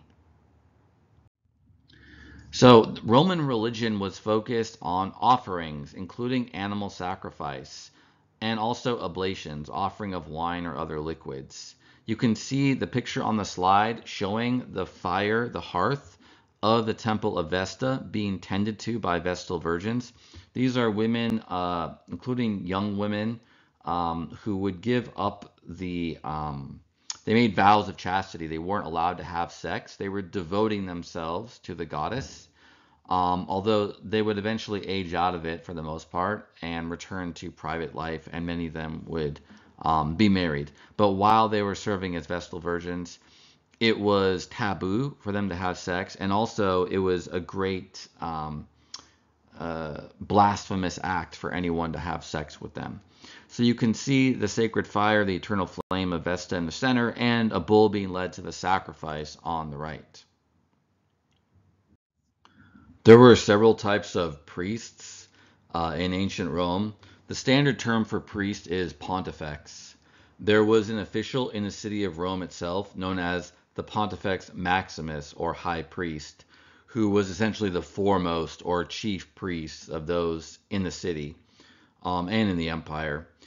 As with Greek religion, each god or goddess would have its own temple or shrine in a given city or town or village. Another example of a type of clergy were the Vestal Virgins. Those were the maidens consecrated to the goddess Vesta or Vesta, the Roman goddess of the hearth. These were the main type of female clergy, at least in the ancient form of Roman religion. I believe there were some other priestesses, such as to the goddess Cybele or Magna Mater, which was borrowed into Roman religion from Asia Minor. Another type of priests were the diviners or augurs. These were very important. A lot of acts of state, including decisions by the army for where or when to join battle with the enemy, were made under the advisement of divination by the augurs. The picture on the slide is of Emperor Augustus, who was the second emperor after Julius Caesar, or Kaiser, as it would have been pronounced in ancient Rome. But he's garbed as the Pontifex Maximus, showing that the position of high priest was often a political one, where a politician might, whether emperor or someone who wanted to become emperor, might take that office as a way of gathering honor and prestige for themselves. There was something called the cursus honorum in the imperial age of Rome, where politicians who wanted to be emperors or just high ranking would go through a series of honors, different positions in the state, and some of them were religious. So not all of the priests were political appointees, but some of them were in ancient Rome. A bit more about Roman divination. So the term augury could refer to divination in general or specifically examining the flight of birds. Haruspicy was another big part of Roman divination, just as with that of Mesopotamia. Divination by examining the livers of sacrificed animals. You can see the picture on the slide, the so-called liver of Pazienza, which is an Etruscan find, but it was used by the Roman Haruspex, or that's the one who performed Haruspicy. So the Romans borrowed some of their divination techniques from the Etruscans who lived originally to the north, in what's now the region known as Tuscany. The name of that comes from the Etruscans, or Etruria as it used to be known. So oracles are prophets that were believed to be inspired by the gods, and the ancient Greeks had oracles as well, like the Oracle of Apollo at Delphi was one of the most famous. But the ancient Romans, they had their own oracles as well as relying on the Greek oracles and some other ones as well, such as the Sibyl or the Sibylline oracle. There were many gods of Roman religion. There are some parallels between the religion of the Romans and that of the Greeks, probably in large part because they both spoke Indo-European languages, so they had a sort of cultural lineage in common. However, the Roman pantheon was not originally identical to that of the Greeks. They later became associated with each other when the Romans sought to identify more with Greek culture, especially after they conquered Greece and spread throughout the Mediterranean. Some of the gods of the Romans were classified into different groups. The Capitoline triad consisted of Jupiter, Juno, so Jupiter is the king of the gods, Juno is his wife, and Minerva, the goddess of wisdom. You could regard those as the most ancient gods. They're associated with the Capitoline Hill, which is one of the 7 hills of Rome. That's where they had a temple. And Jupiter, as mentioned, was the king of the gods. He corresponds to the Greek god Zeus. Quite similar, they're both gods of thunder. Juno was the queen of the gods and the goddess of motherhood and marriage, similar to Hera. And Minerva was at least somewhat similar to the Greek goddess Athena. So she was associated with wisdom and craft and warfare. Here's a more complete list of the Roman gods. We already mentioned Jupiter, Juno, and Minerva. Neptune was the god of the sea, similar to the Greek god Poseidon. Mars was the god of war, similar to Ares. Venus was the goddess of love, similar to Aphrodite. Ceres, or Ceres, was the goddess of grain, similar to Demeter. Vesta is the goddess of the hearth, similar to the Greek goddess Hestia. And Diana was the goddess of the hunt, similar to the Greek goddess Artemis. You can see in the slide a picture of the legendary physician Iapix healing the Roman hero Aeneas as the goddess Venus looks on. The Romans regarded the ancient Trojan Aeneas as the founder and ancestor of their kingdom. The city of Rome was founded, according to tradition, by the twins Romulus and Remus, but they were regarded as descendants of Aeneas. So the Romans, even though they did look up to, admired, and partially borrowed from Greek culture, they identified more with the Trojans, the traditional, perhaps legendary enemies of the Greeks, as recounted in Homer's epic, the Iliad, and other stories about the Trojan War. So they actually traced their founding to a refugee from the destroyed city of Troy, Aeneas, who sailed around the Mediterranean, had many adventures before landing on Italy, and basically his later descendants, Romulus and Remus, Romulus specifically, founded Rome.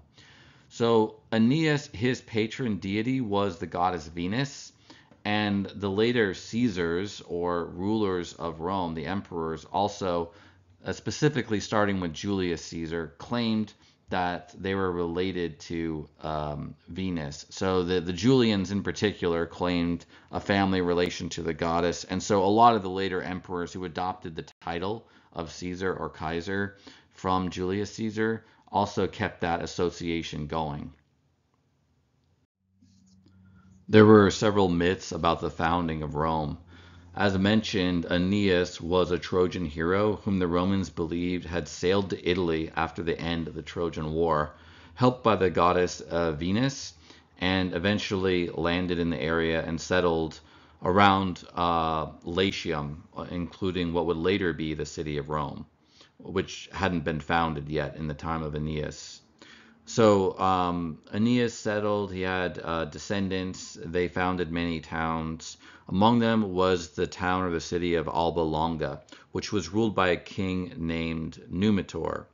So Numitor was married to Rhea Silvia, who was the mother of Romulus and Remus.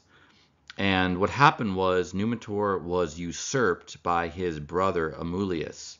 He didn't kill Numitor, he took over the throne though and banished Numitor.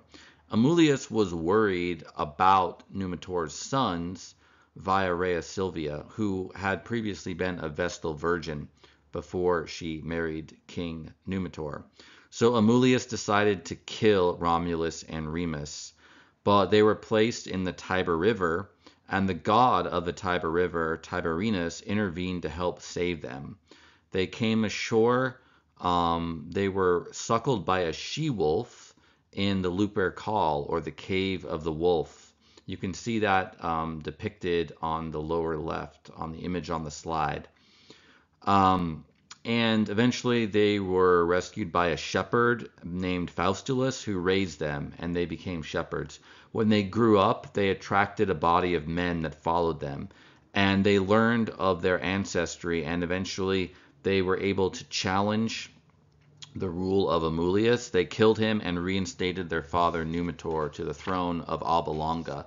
Then they wanted to found their own city, so they went near the 7 hills that were around the Tiber River, around the Lupercal, the Cave of the Wolf, where they had originally been saved and suckled by the she-wolf. And the two brothers, Romulus and Remus, had different ideas about where the city should be founded. Romulus wanted to found it on the Palatine Hill. Remus wanted to found it on the Aventine Hill. So they decided to do an augury, or divination by bird flight, to determine whose hill was the proper one that was favored by the gods to found their city. Remus performed an augury and saw 6 auspicious or fortunate birds, whereas Romulus, when he performed his augury, he was able to see 12 auspicious birds. So he interpreted that as showing that the gods favored his plan of founding the city on the Palatine Hill. But the two brothers fell into dispute over this, and eventually Remus was killed, either by Romulus himself or by one of the men who followed him. In any event, Romulus went on to found the city of Rome on the Palatine Hill, although it eventually spread to all the other 7 hills and beyond as well. So there was later development of Roman religion from the original core of gods, goddesses, and legendary heroes or ancestors. They adopted many of the Greek gods, as mentioned previously, by equating them with their own gods and adopting Greek myths, which were originally different, or at least not identical to the Roman ones. For example, the Roman figure of Saturn was a lot different from the Greek figure of Kronos. Kronos was sort of an evil tyrant who devoured his own children and who was overthrown by Zeus to basically save his siblings who had been devoured by his father Kronos, and ending the reign of the tyrant Kronos, establishing the rule of the Olympian gods. Whereas the figure Saturn, he was an ancient king in Roman religion, but he presided over a golden age of peace and prosperity. So hardly the kind of tyrannical child devouring figure that the Greek Kronos was. And yet they had similar roles in the mythic prehistory, so they were equated with each other. Romans also adopted some gods that were unique to the Greeks that they didn't have a version of, such as the god Asclepius, who was a god of medicine, and specifically they adopted his worship to help overcome a plague, an epidemic, in around 293 to 291 BC. So this was often one of the ways that Romans would adopt foreign gods. If there was some prophecy or some claim that worshiping the god or goddess would help with some plague or some problem, or would help avert some catastrophe, then they would do so. There also, after the imperial system of government was established, the emperors were often declared to be gods. Julius Caesar, the founder of the imperial system of government, was deified or raised to divine status after his death in 44 BC. This is what initiated the later tradition of deified emperors, some who were declared divine while they were still alive. Some other foreign gods that were imported were Cybele or Magna Mater, an Asian mother goddess. Magna Mater means the great mother in Latin. Isis was the Egyptian goddess mentioned previously. She was worshipped in Rome as a goddess of heaven. And Mithras was a modified form of the Zoroastrian god Mitra, the god of covenants. This was a syncretic form of religion that combined some Persian names and images and customs with other ideas developed by Romans. Mithras especially was popular among some of the soldiers in the Roman army, especially in the later imperial period, where a while it was competing with Christianity for converts. But eventually, especially starting in the 300s AD, Christianity became the predominant religion in the Roman Empire. Christianity became a serious competitor with Roman paganism in the 4th century AD, but it had been spreading rapidly since it started in around the year 30 AD, when Jesus of Nazareth, or Jesus the Messiah or Christ, was crucified by the Roman governor Pontius Pilate in Judea, the Roman province of Judea. And his followers regarded him as the Messiah, or the divinely prophesied King of the Jews. They also regarded him as God and the Son of God, and his worship was initially mainly among Jews, but spread to Gentiles or non-Jews, and started spreading rapidly throughout the Eastern Mediterranean, and eventually to the rest of the Roman Empire as well. So originally there was sporadic, sometimes intense, sometimes more lax persecution of the Christians. They were regarded as a political threat by the emperor because they refused to make offerings to the deified form of the emperor, which was one of the main ways that the Romans tested to see whether their subjects would be faithful. If they were willing to give offerings to the emperor as God, then they were regarded as good Roman subjects. Whereas the Christians refused to do that for religious reasons because they didn't believe in any other God apart from their God. And the Christianity spread despite the persecution. Initially spread largely through the cities, then eventually spread to the countryside. By the early 300s AD, there was at least a large minority of Christians throughout most of the empire, and in some areas they were the majority. So the first Roman emperor to convert to Christianity was Constantine the Great. And he didn't formally convert until his deathbed, but he basically de facto became a supporter of Christianity before he died. So he issued the Edict of Milan in the year 313 AD, which finally gave official legal permission for Christians to worship throughout the empire. And they rapidly became a majority thereafter, spread openly throughout the ranks of the government, and eventually paganism mostly died out within the Roman Empire. There was a brief return of pagan rule under Julian, the so-called apostate, who ruled from 361 to 363, and who tried to create a kind of revived or modern form of the pagan religion of Rome, influenced by Neoplatonist Greek philosophy, but that didn't really stick, and Christianity returned thereafter. There were some survivals of ancient Roman religion, even though it eventually was mostly suppressed by Christianity / died out. For example, the title of Pontifex Maximus, or Supreme Priest, was adopted by an early Christian pope, Pope Leo the Great. The pope is basically one way of referring to the Bishop of Rome, who, according to Catholic Christians, has priority among all the other bishops and is head of the church. Pope Leo ruled from 440 to 461 AD, but the title has been used by the popes or the bishops of Rome ever after. The picture on the slide is from a 3rd century AD Roman Christian stela. It has the letters DM on it, which stands for Dies Manibus, or to the Manes. Manes were spirits of the dead. But this stone relief also has images of fishes and some other words indicating that it's Christian. So the fishes were often used as symbols of Christianity. And you can see the words in Greek, iktus zdo onton. So this basically means the fish of the living. And it's a way of referring to Jesus. Ichthus in Greek is an acrostic or kind of abbreviated form that would be used by, it means fish, and be used by the ancient Christians to refer to their faith. It stands for Jesus Christos Theoi Ios Soter. So Jesus Christ, God's Son and Savior. So anyway, that's just some of the early imagery used by the Christians, including when they were under persecution, so they wanted to kind of hide themselves. The reason why it would refer to the manes, or spirits of the dead, is in part because part of early Christian devotion included asking for the intercession or prayers of the dead saints. 3.8 Pre-Columbian Central and South American religions. So this map shows the migration of ancient humans around the world. These are Homo sapiens specifically rather than other hominids.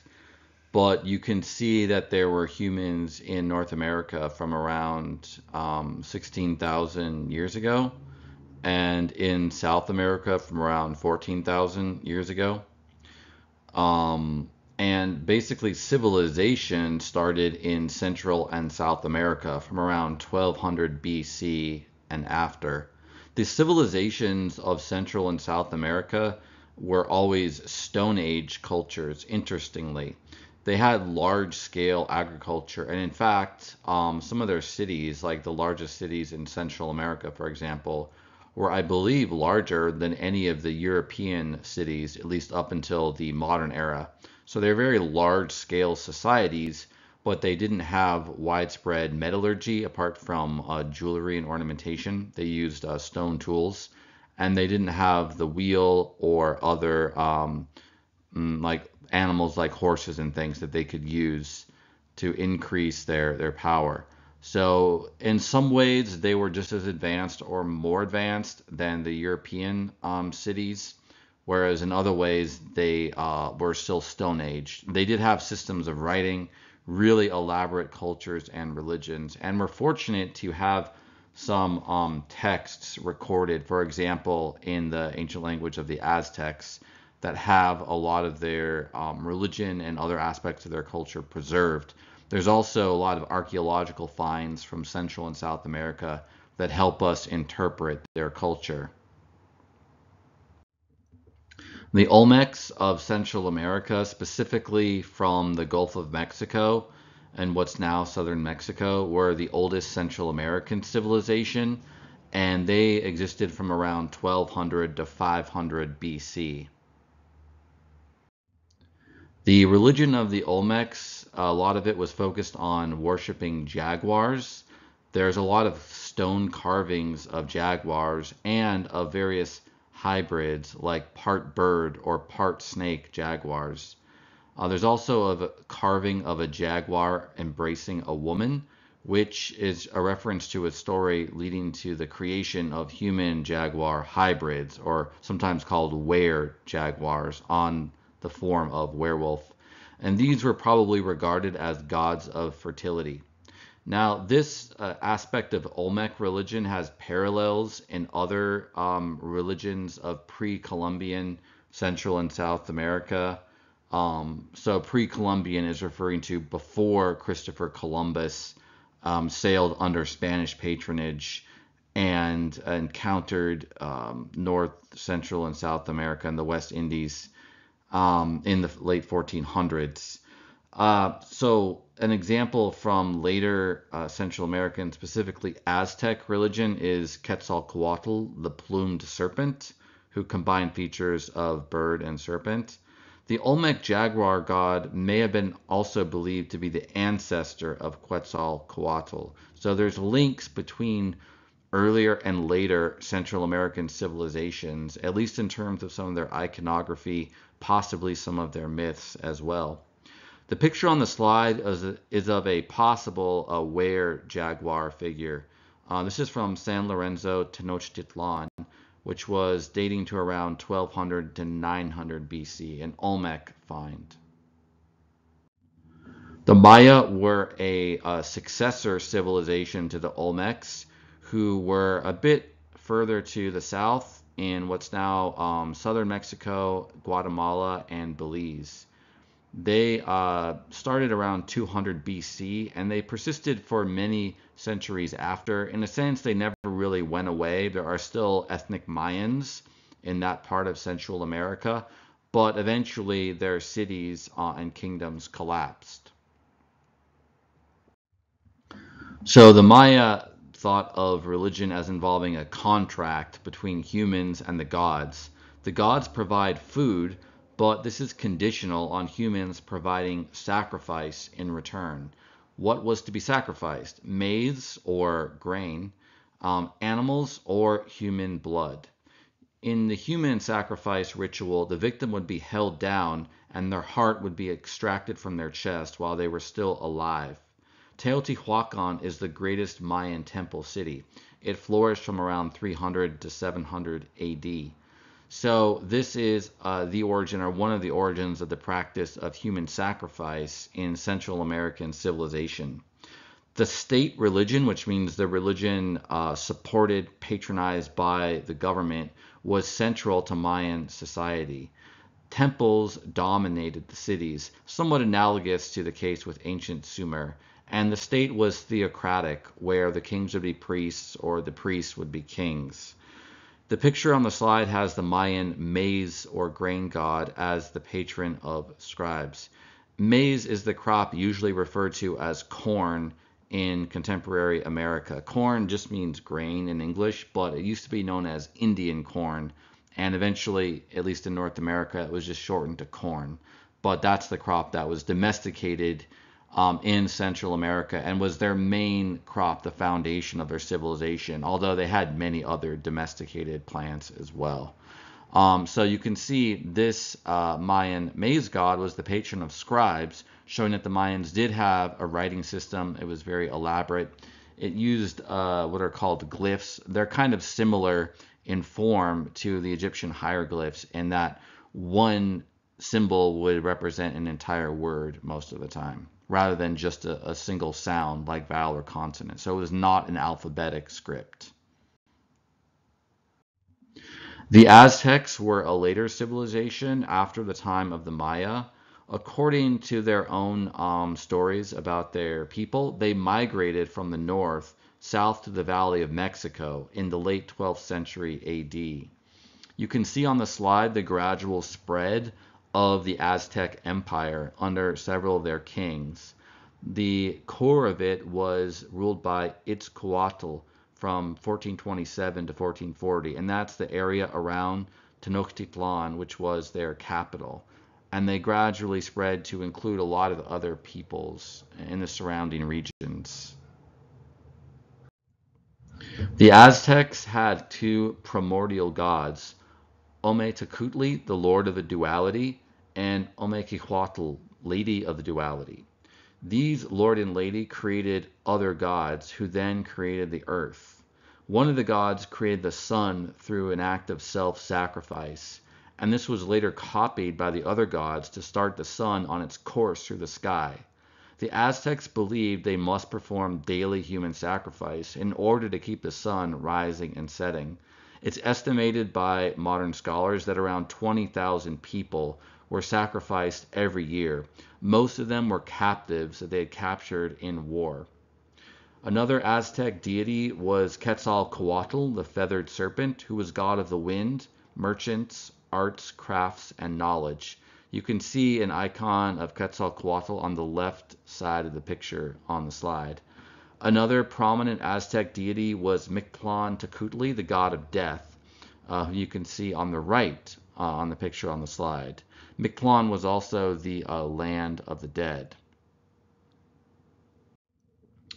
The Inca were the main civilization, that at least that we know of, in South America. There have been recent finds discovered, I believe, through aerial photography initially of large-scale ruins of cities in the Amazon basin, which are now covered by rainforest. So there's probably at least one, if not more, other civilizations in South America as well. But the Inca were still around when the area was explored by the Spanish in the 1500s. So they created an empire across the Andes Mountains, and they controlled most of modern Peru, as well as parts of Chile and Ecuador. The main god of the Inca was Inti, god of the sun. You can see in the picture a Spanish depiction of King Pachacuti, the last king of the Inca before they were conquered by Spain, worshipping the sun god Inti. Inti was regarded as protecting and maturing the crops.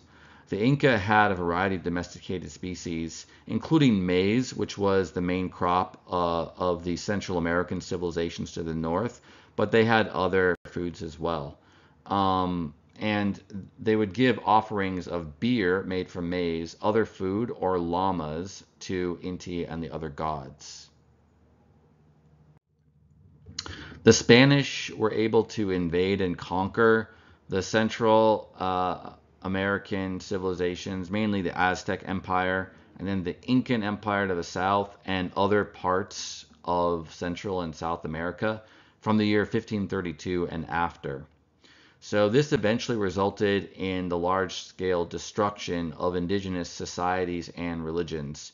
Some people died from war, famine, and disease. A lot of people survived, but they were converted to Roman Catholic Christianity, and they adopted the Spanish language. Although there are ancient languages, or I should say non-Spanish languages like Mayan, and many others still spoken throughout the Americas. But Spanish became the most commonly spoken language.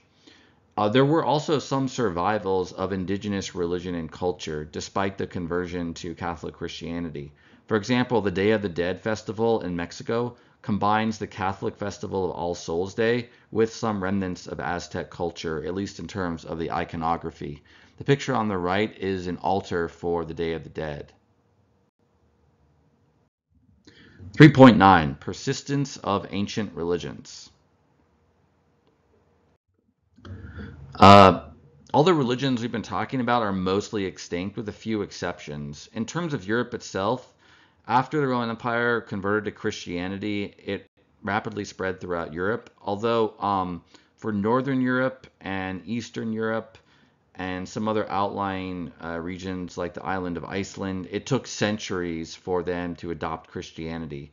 One of the last holdouts was Lithuania on the Baltic Sea, which remained pagan until the 15th century AD. Another example of a late pagan survival was the worship of the god Perkons or Perkunas, the god of the thunder, who was worshipped in Latvia up until 1750, at least by some people. And according to some scholars, he was worshipped in a few places up until the 1800s. An example of the late persistence of worship of some non-Christian gods is the so-called Flag of Widewoto, which contains three Prussian gods, Pekels, Perkunas, and Potrimpo. Zoroastrianism is an example of a non-Abrahamic religion, i.e., not Judaism, Christianity, or Islam, that survived in the Middle East. So we've already talked about Zoroaster or Zarathustra and how some Zoroastrians preserved the religion in Iran and also in Mumbai, India. The picture on the slide is of an initiation or Naviote ceremony performed by a Parsi priest on a young boy. It's basically initiation into adulthood for boys.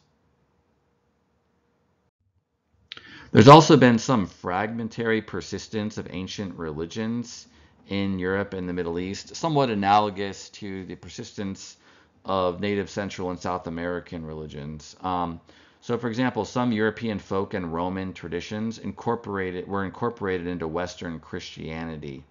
One example of that would be like in the Middle Ages, there were people who believed in fairies, and they would give cream or other offerings to them, even though that wasn't really a part of Christianity. Another example of this, albeit purely a linguistic survival, is the English name of the festival Easter. This is known as Pesach or Passover in most other Christian countries, but in the English language it's called Easter, and that name for the festival comes from Eostre, which was an ancient English goddess and also the name of her festival, which occurred around the same time of year. And then finally, there's been a persistence of some pagan gods and spirits in folklore, literature, art, and fantasy fiction, such as continued belief or at least stories about fairies and elves, the god Thor, who's been adopted into Marvel Comics, werewolves, stories about werewolves and vampires, etc. A lot of those beliefs go back to pre-Christian religion. So even though people may not worship these gods or spirits today, they're still kind of remembered, in other words. And then finally, there has been a deliberate revival of pre-Christian and other ancient polytheistic traditions, especially in the 20th century after the Second World War. In the 1960s and 70s, the New Age movement, which was an eclectic spiritual movement combining beliefs and practice from a variety of religions, including Western alchemy, magic, mysticism, Kabbalah, Buddhism, Hinduism, Taoism, and so on, also included a neo-pagan revival. The neo-paganism, that term refers to revived modern forms of ancient polytheistic religions, such as those of the Norse or North Germans, Greeks, Celts, and Egyptians. You can see a picture on the slide of a modern altar to Freyr, Norse god of fertility, from Sweden in 2010. And these are reconstructed forms of the ancient religions which died out in antiquity or the Middle Ages with the spread of Christianity. But some of their beliefs and practices are still known through texts or other evidence, and so modern practitioners attempt to learn and reconstruct the religion based on those scattered survivals. So that's it for our summary of ancient religions. Next up, we're going to go to Hinduism, the traditional religion of India or South Asia, at least the main religious tradition. Until next time.